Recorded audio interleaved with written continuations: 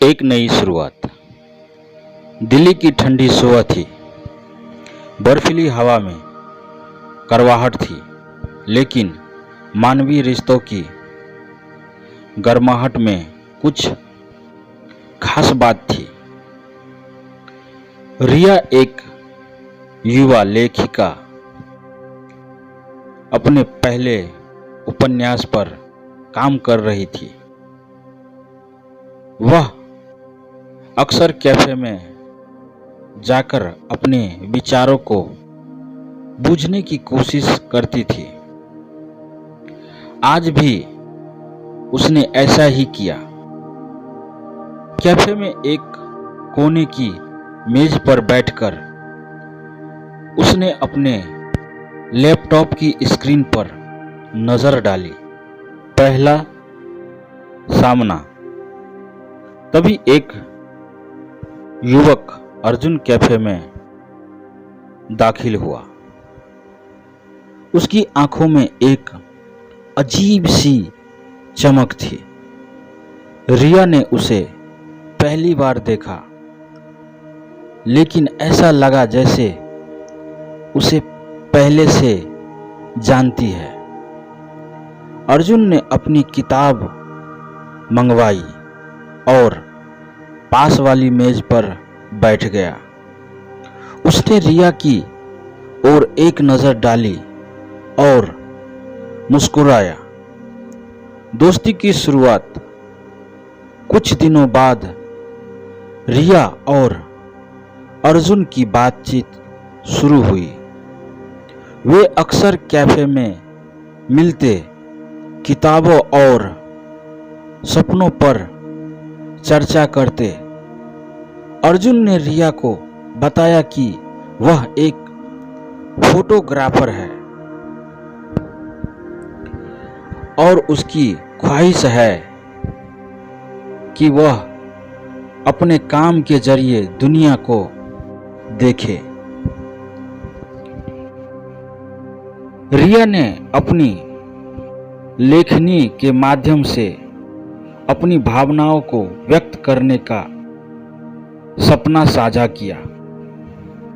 जज्बात की पहचान। एक शाम जब दोनों कैफे में बैठे थे, अर्जुन ने अचानक कहा, क्या तुमने कभी प्यार किया है?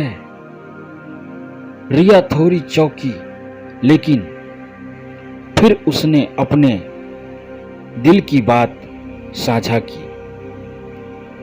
उसने कहा, प्यार एक खूबसूरत एहसास है, लेकिन मुझे लगता है कि मैं अपनी दुनिया में खोई हुई हूं। अर्जुन ने उसकी आंखों में देखा और कहा, तुम्हारी दुनिया में कोई और नहीं हो सकता जो तुम्हें समझ सके। उस पल में कुछ खास था। दोनों के बीच एक अनकही सी कड़ी बन गई। परिस्थितियों का बदलाव। कुछ दिनों बाद रिया ने सुना कि अर्जुन का परिवार उसे विदेश भेज रहा है। यह सुनकर उसके दिल में एक अजीब सी बेचैनी थी।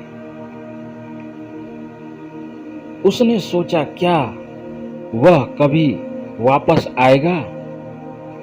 अर्जुन के जाने के दिन नजदीक आ रहा था और रिया को समझ में नहीं आ रहा था कि उसे क्या करना चाहिए। दिल की बात। एक शाम रिया ने फैसला किया कि उसे अर्जुन से अपने जज्बातों के बारे में बताना होगा। उसने कैफे में मिलने का समय तय किया। जब वह वहां पहुंची तो उसका दिल धड़क रहा था। अर्जुन ने उसे देखकर मुस्कुराया, लेकिन रिया ने देखा कि उसकी आंखों में चिंता थी। तुमने सोचा है कि जब तुम चले जाओगे तो क्या होगा? रिया ने कहा।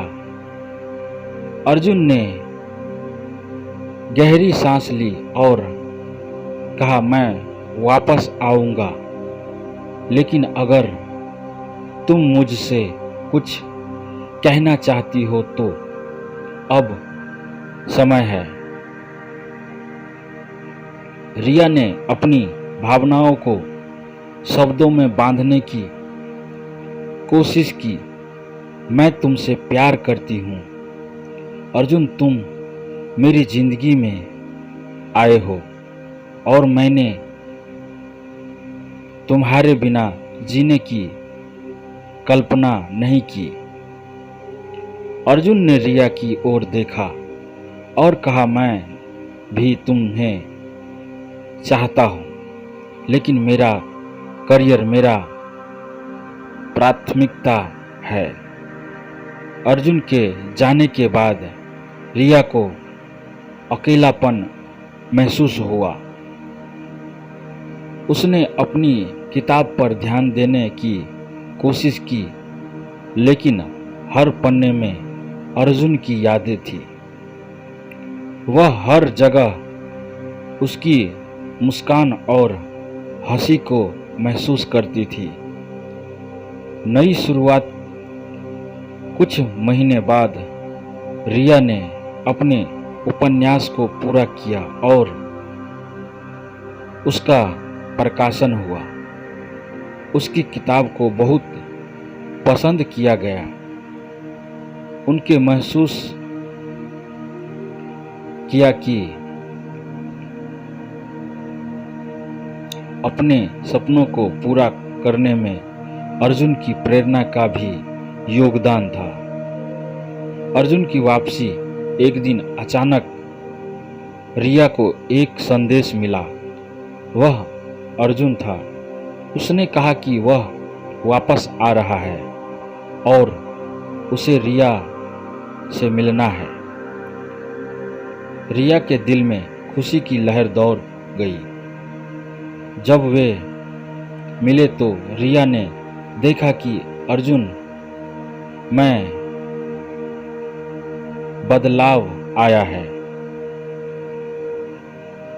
वह और भी परिपक्व हो गया था। दोनों ने अपने अनुभवों को साझा किया।